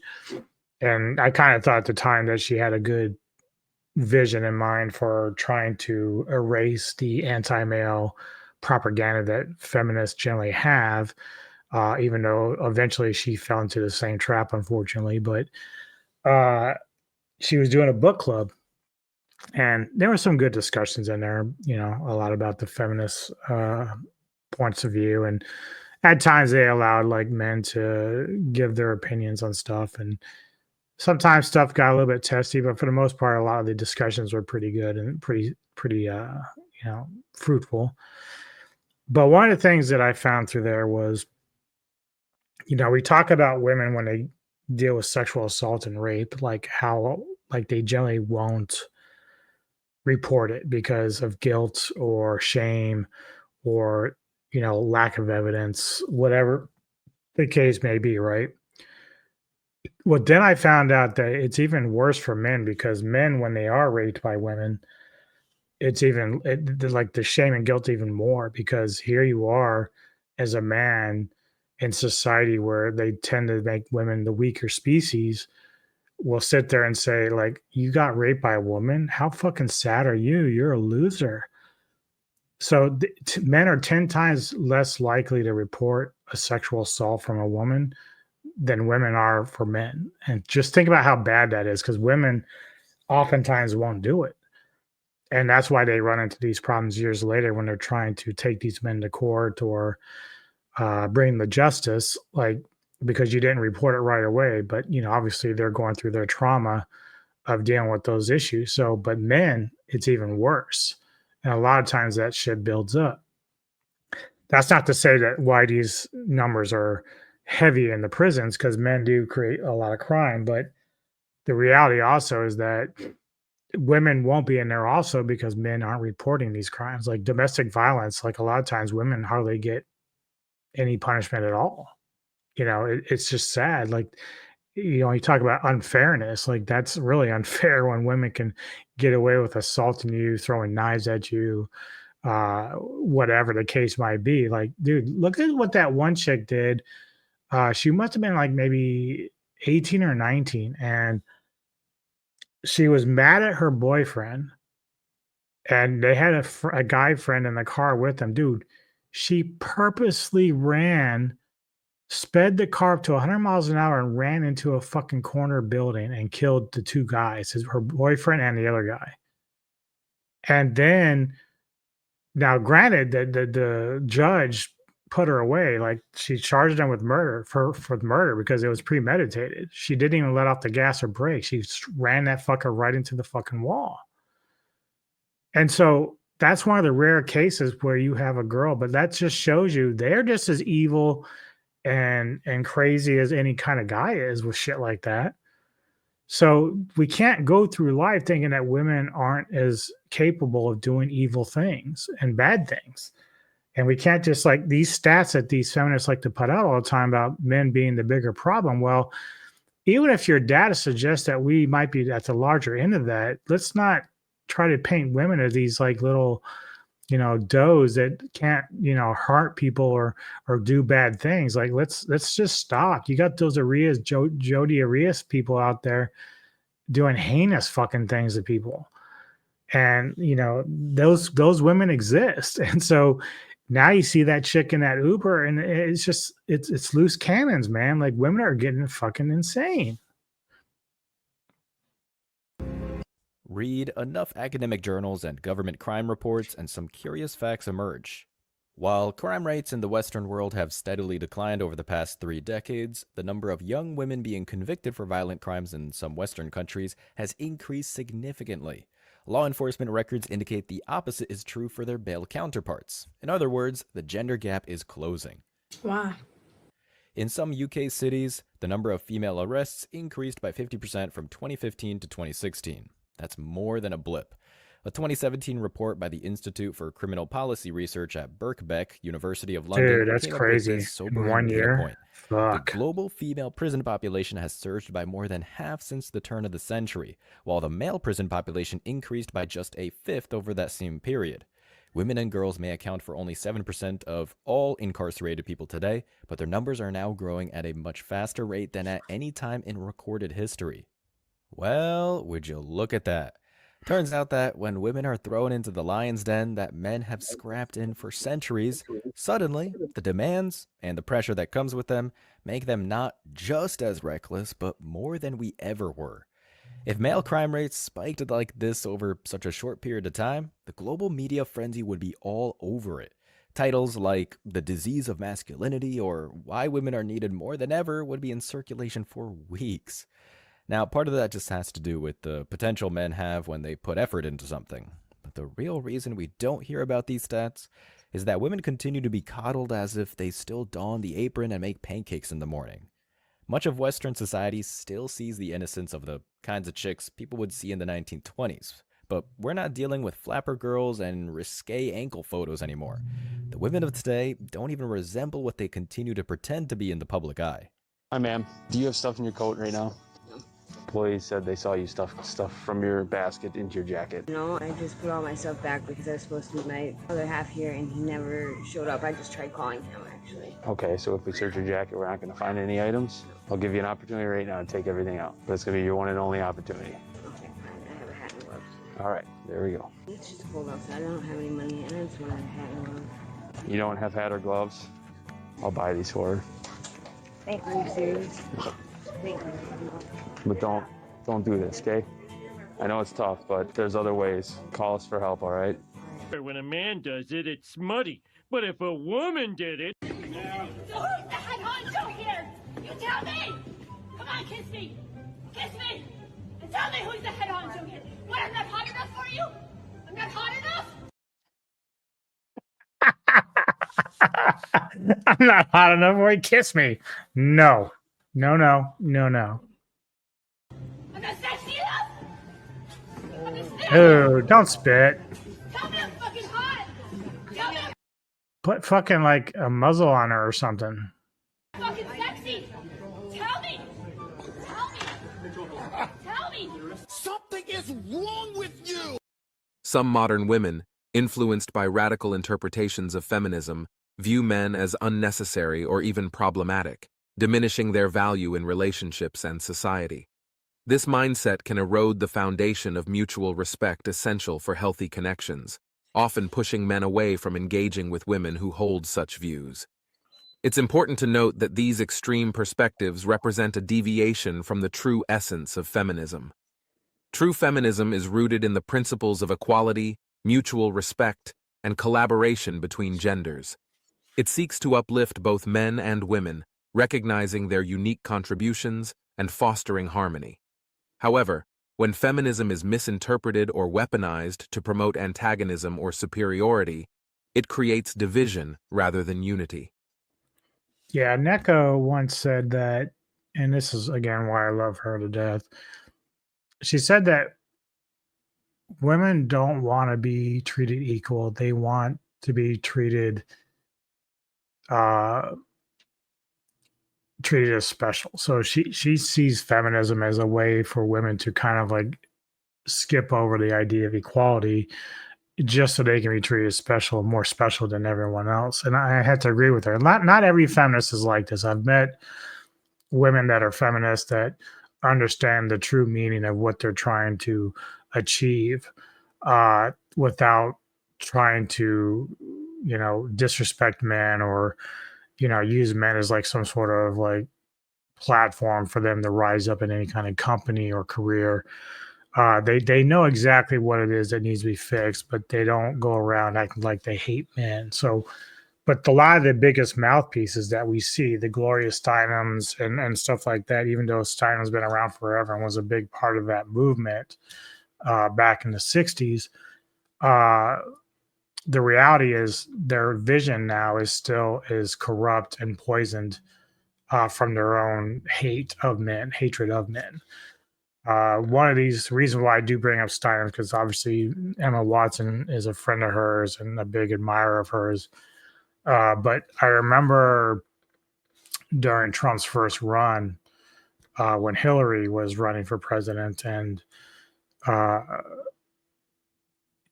Gloria was basically telling some guys through the media they were talking with that when they brought up the fact that some women were voting for Trump, she says, well, those women just want to be part of the boys club. That's insulting, because you as a feminist who say that women should have their own choices, freedom of choice, their individuality, their own decision making, you have just then thrown them under the bus and said that these women are dumb. You've discredited their own choices. Everything that you stand for as a feminist, you just threw under the bus because they didn't follow suit and vote for the person that you wanted. That to me tells me that you're not a true feminist, because you don't really respect women. You only respect people that are in line with your own thoughts and beliefs. That's the problem with Gloria Steinem, and I stand by that 100%. This not only undermines the movement's goals, but also makes it difficult for meaningful relationships to flourish. Yep. The solution lies in returning to the core values of respect and equality, rejecting polarizing ideologies that alienate rather than unite. Both men and women must work together to build a society where mutual understanding and respect prevail, ensuring that extreme attitudes do not overshadow the shared goal of equality and harmonious coexistence. Another analysis explains this by saying, most people don't realize it, but they probably are neighbors, co-workers, friends, or acquaintances with either a pink-collar criminal or someone who has been embezzled by a pink-collar criminal. A pink-collar criminal can be a PTA mom, your dentist office manager, and yes, even someone's grandma. The statistics on pink-collar criminals are alarming. According to the FBI, male embezzlers have increased only 4% since 1990, while pink-collar criminals have increased over 40% during that time period. While the rise in crime on the side of men and possible reasons can be negated by population growth and other common factors, a 40% increase can't. It's a development that would make any rational person look over the data and do everything they can to understand why this has been so significant. But, as I said, the media turns a blind eye to this stuff because it doesn't serve the message that women are naturally pacifists, devoid of violence or corrupt intentions, even if the evidence is replayed constantly all around us.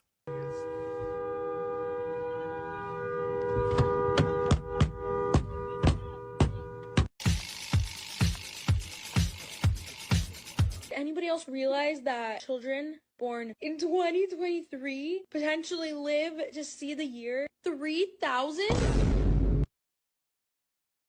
Modern women, who have historically been instrumental in shaping a better society, now sometimes appear reluctant to engage actively in contributing positively, which is deeply concerning. The potential of women to drive meaningful change and enrich communities is vast. Their creativity, leadership, and empathy have historically been pillars of progress. However, when some choose to withdraw from these responsibilities or prioritize self-interest over collective growth, it can lead to frustration and hinder societal advancement. Kelly Paxton, a Portland, Oregon-based private investigator known as the Pink-Collar Crime Lady, says she isn't surprised that female arrest rates are going up. Women suddenly have the financial pressures that men have had for decades. They're the breadwinners in 40% of all households. If these women can't pay the bills, some will resort to committing crimes. How the tables have turned. The new crime trend hasn't gone unnoticed. The National Herald ran this story last month. Greek cops nab teen girl pickpocket ring in Athens. And here's a recent BBC News headline. Sharp rise in women caught carrying knives, up 73% in the past 5 years. Even Insight Crime, a not-for-profit that studies organized crime in Latin America and the Caribbean, is all in. One of their recent reports sounds like a Netflix elevator pitch. Female prisoners in Venezuela become cell block bosses to survive. Well, at least somebody's covering it. The only thing I see wrong with this, and most of the other articles that talk about women doing something crazy, is that they make it sound like they're the victims. Oh, did Lorena buy?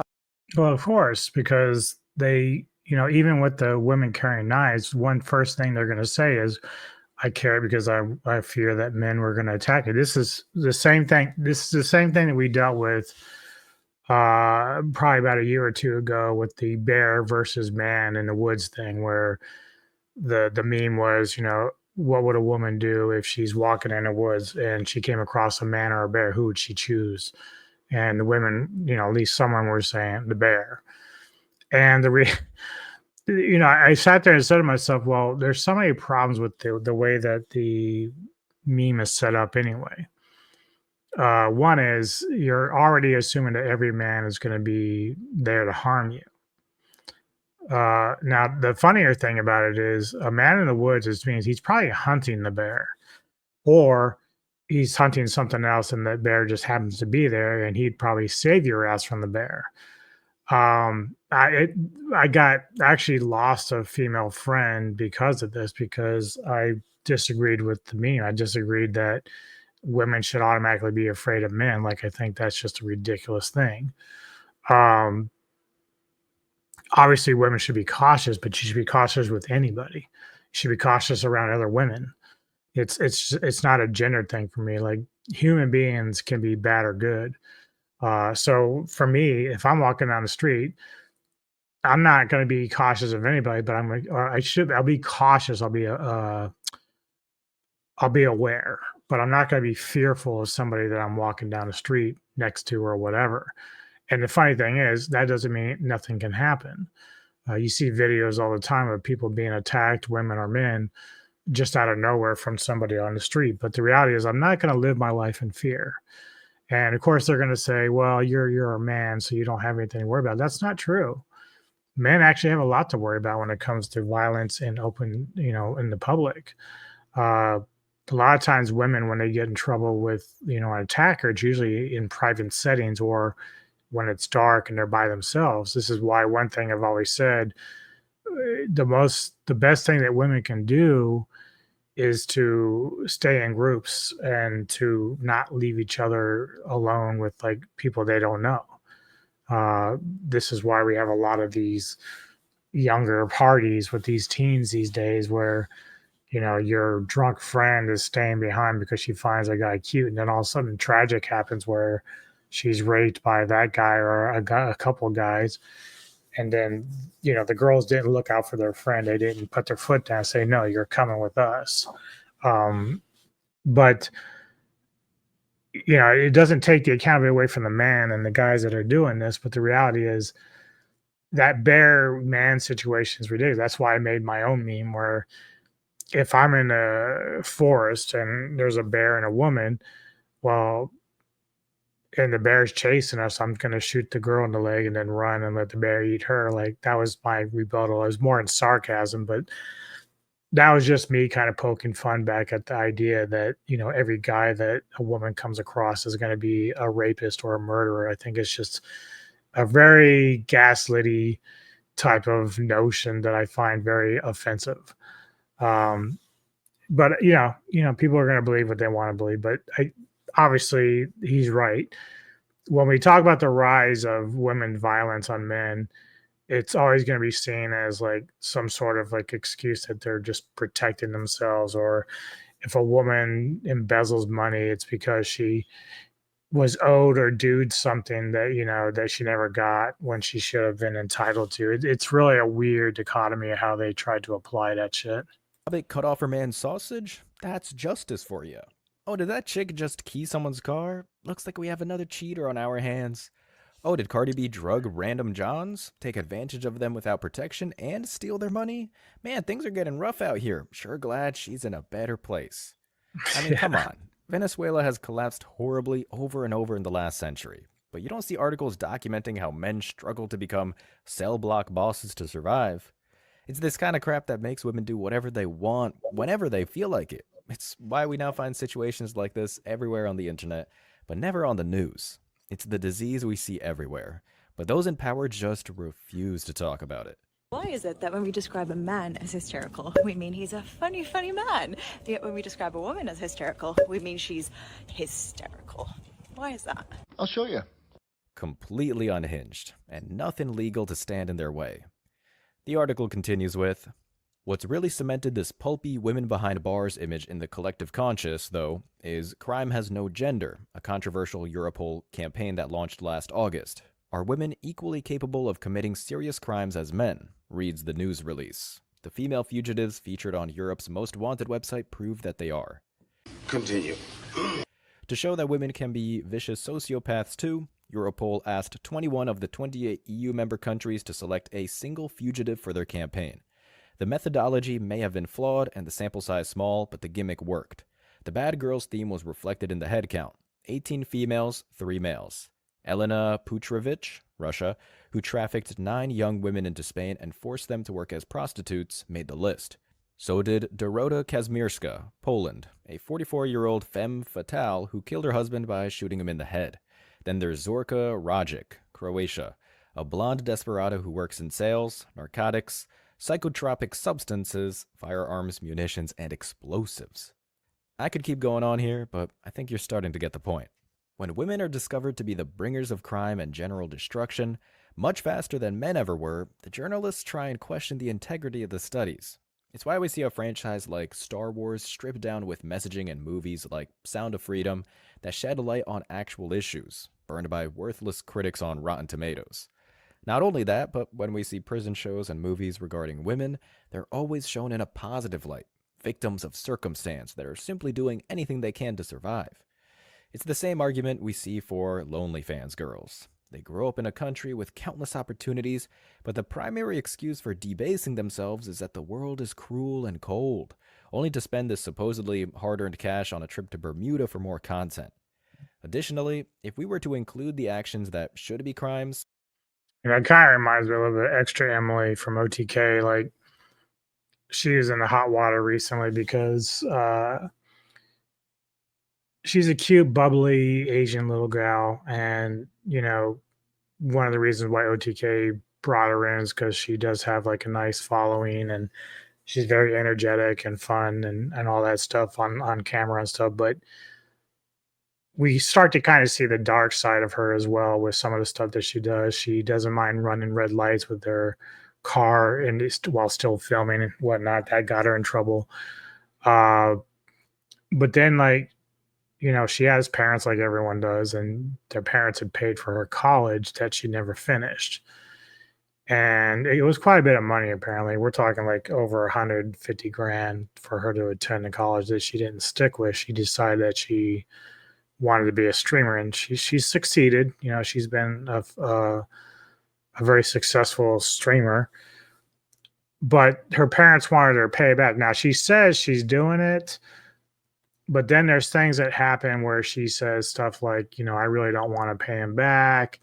I don't think I should have to. And then the other day, her father asked her if she was going to pay her back. And to be truthful, I said this a while back that I kind of felt like that he was trolling her, like kind of poking fun. But she was on camera again with this happening and basically told her dad, you know, like, Dad, don't say that because I'm going to get canceled, you know. So I get it if it's a joke that she should just come out and said, or maybe even the dad just say, yeah, I know you're paying. I'm just fucking around with you or playing with you. He's an older guy, obviously. But they didn't do that. So when she got a lot of backlash about it again, you know, people were like, well, why do you guys care about whether or not she pays her parents back? That's not really the point of what's going on. The point that I have a problem with myself is you're putting your business out there. You're a streamer that looks for reactions. And so when people give you reactions and when they tell you that you're a fucking cunt because you're not paying your parents back, even though she might be, but if your impression that you're giving out there is that you're not, people are going to push back and say you're a dumb bitch, like you're just fucked up. Well, that comes with the territory. Like, you know, Asmon might come to her defense about different things, and that's fine. But the problem with Asmon in this case, where I would disagree with him, is that she's putting her business out there. So when you do that, people have the right to criticize it. So whether or not you think it's important or not is irrelevant. The reality is you put your business out there, people comment on it. If it's a joke, somebody just speak up and say, yeah, he was joking, because that would have just solved everything right there in terms of how people perceive you. If Emily wants to be perceived as a snotty little rich bitch, that's what's going to happen. If that's what you're putting out there, that's the energy you're putting out there, that's what's going to come back on you.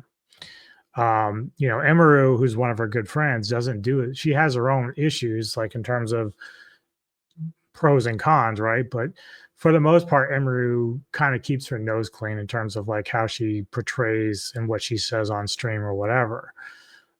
She just sticks to mainly gaming and stuff like that. So Emily needs to kind of learn that lesson. Like, you know, if you don't want people criticizing you for stuff like this, quit putting it on film. Quit recording it. Quit making things. Quit doing things that you know are going to draw negative attention. Because if that's what you're trying to do, then you just have to suck it up, Buttercup. That's part of the world of streaming. You get the pros with the bad.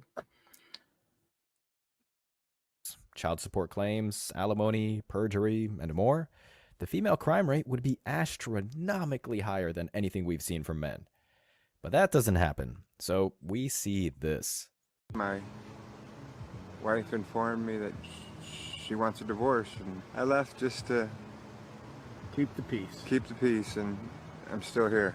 The locks, I went back the next day and the locks were changed. And I've been on the streets for about 30 years. And the reason why I become homeless is me and my wife got a crucial divorce. Bad marriage, I just a broken heart and hit the streets.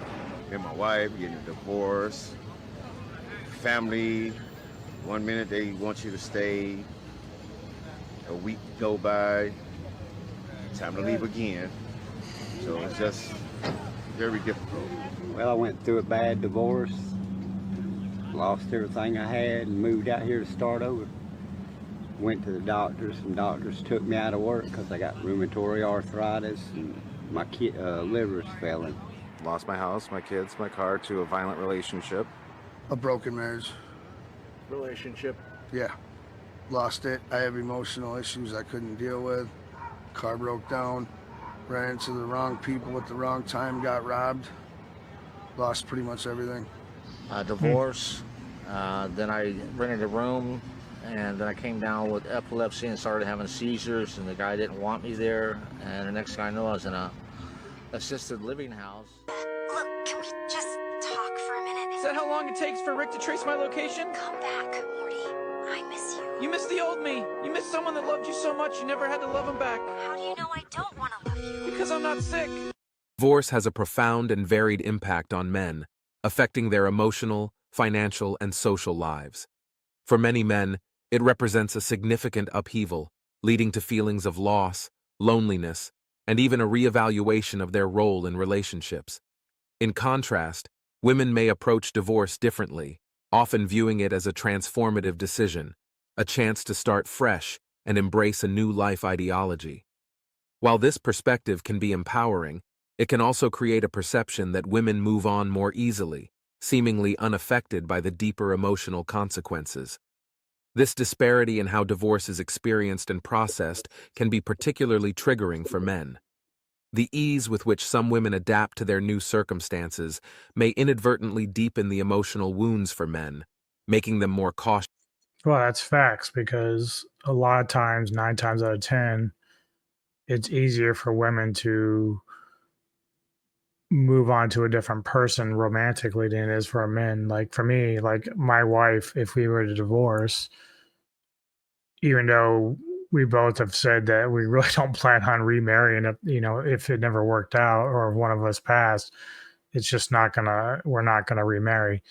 But at the time that we met, like if we were still young enough, she would have a much easier time finding a replacement basically or another suitor than it would be for me. Like I literally went before I met her, I think it was about 4 years without dating, like without having a girlfriend. And so granted, I'm okay with that, but it's still a bit of loneliness, but especially if you're coming out, like the good news for me at that time was the girl I was involved with, I wanted the relationship to end. It was me that decided that I just didn't want anymore because I was feeling like a lot of disrespect from her end on me. So at that point, I was ready to move on, and I said I'd rather be alone than be with this person, and that's what I did. If something should happen with Neko and I, it would be much more devastating in the sense that that's my best friend. That's the person I love. I've been with her for over 20 years. Great marriage. I love her very much. But should something happen, or if she just decided to come to me and say she wanted a divorce, it would devastate me. So obviously, it's depending on the circumstances. Like some of these guys, when they say that their wives just came to them and just divorced them, and then how they're talking about how they adapt much easier.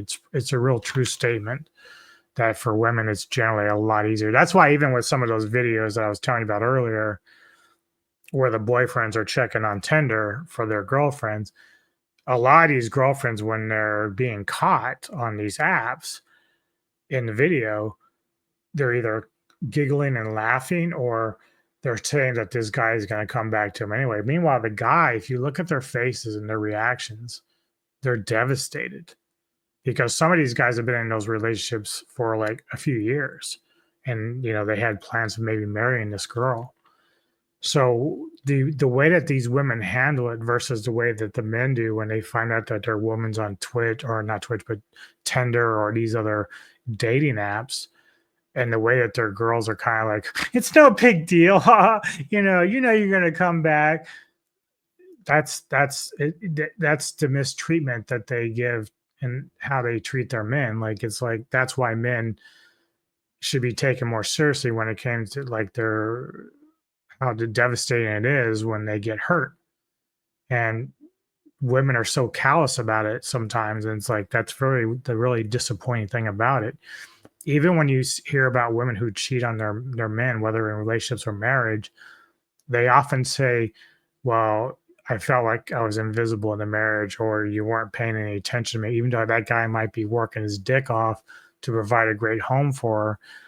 She's going to use that as an excuse as to why she was philandering around fucking some other dude or dudes. And so the devastation that shit creates when women do this is long lasting.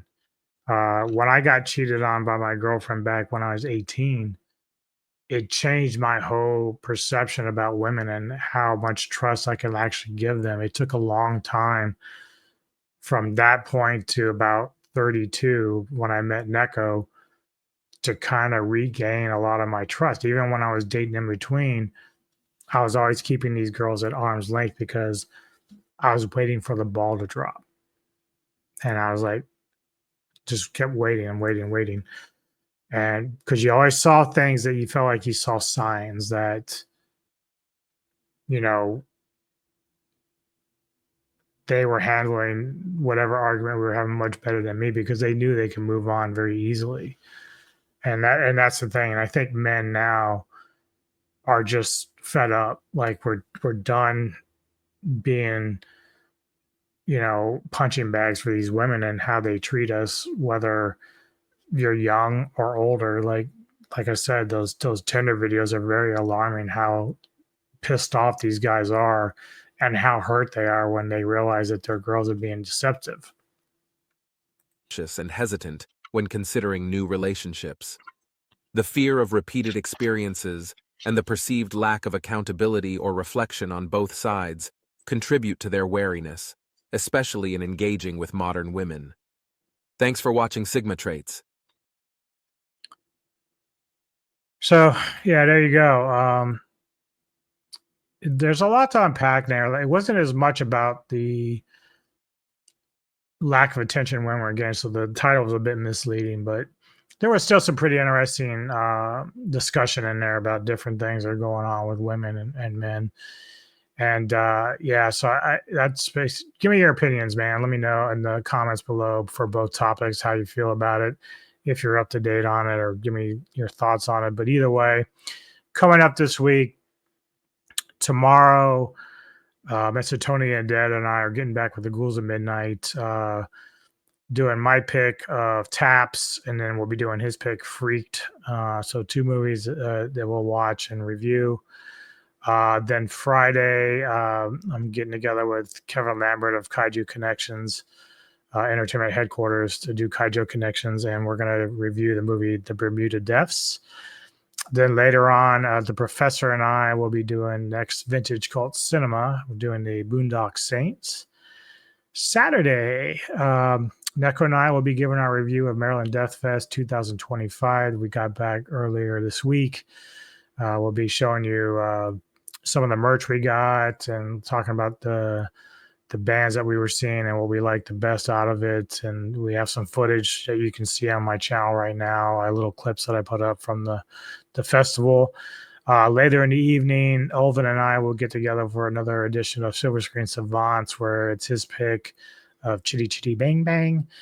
And then I'll give you guys an update what's coming up after that for the next couple weeks. But yeah, thanks for tuning in. I appreciate the support here on Metal Time Radio Podcast. I'm glad there was no hitches with the internet. Everything seemed to work out pretty good. But thanks again, and we'll see you next time on the Metal Time Radio Podcast. Cheerio.